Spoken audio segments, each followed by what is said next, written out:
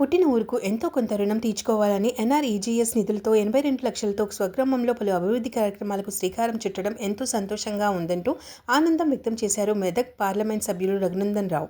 సిద్దిపేట జిల్లా అక్బర్పేట్ బోంపల్లి మండలం ఎంపీ రఘునందన్ రావు స్వగ్రామం బొప్పాపూర్లో సర్పంచ్ భానుప్రసాద్తో కలిసి గ్రామంలో పర్యటించి నూతన గ్రామ పంచాయతీతో పాటు 82 లక్షలతో అభివృద్ధి కార్యక్రమాలను భూమి పూజను నిర్వహించారు. పాఠశాలలోకి వెళ్లి విద్యార్థులను నేనెవరో తెలుసా అంటూ విద్యార్థులకు అడగడంతో విద్యార్థులు మీరు మెదక్ ఎంపీ రఘునందన్ అని గుర్తుపట్టారు. విద్యార్థులు ఎంపీ సానుకూలంగా స్పందిస్తూ మీకు స్పోర్ట్ దుస్తులను గిఫ్ట్గా ఇస్తానని మాట ఇచ్చారు.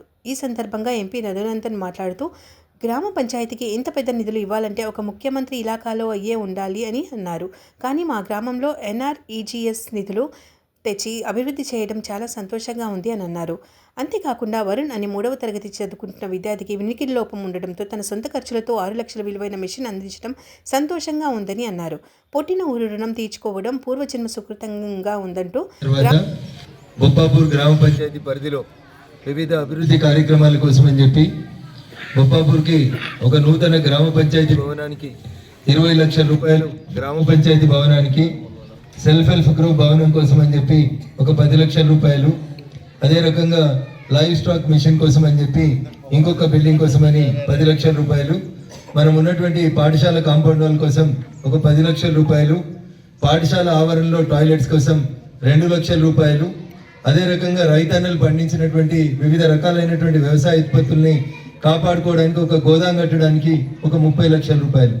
మొత్తం బొప్పాపూర్ గ్రామ పంచాయతీకి భారత ప్రభుత్వం నరేంద్ర మోడీ గారి నాయకత్వంలో ఉపాధి హామీ పథకం కింద 82 లక్షల రూపాయలతో ఈరోజు బొప్పాపూర్ గ్రామ పంచాయతీలో ఈ పనుల అభివృద్ధి కార్యక్రమాల్ని గ్రామ సర్పంచ్ గారితో కలిసి భూమి పూజ కార్యక్రమం నిర్వహించడం జరిగింది.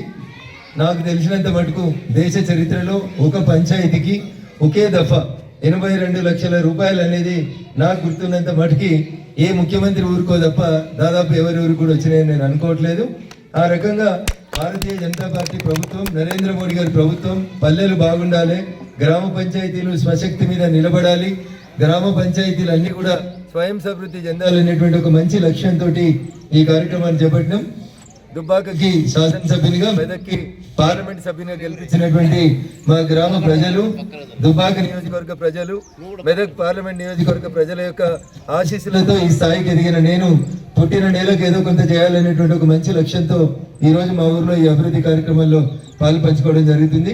గ్రామస్తులందరూ కూడా పెద్ద మనసుతో ఇక్కడికి వచ్చి, అన్ని కులాలకు సంబంధించినటువంటి పెద్దలు కూడా ఇక్కడికి వచ్చి అభివృద్ధి కార్యక్రమాల్లో పాలు పంచుకోవడానికి 3 మాజీ సర్పంచులు, ప్రస్తుత సర్పంచ్ గారు, వారితో పాటు గ్రామ అన్ని కుల సంఘాల పెద్దలు కూడా ఇక్కడికి వచ్చి ఈ అభివృద్ధి కార్యక్రమాల్లో పాలు పంచుకున్నారు. వారికి ప్రత్యేకంగా కృతజ్ఞతలు తెలియజేస్తూ ఎంపీ గెలిచిన తర్వాత ఒక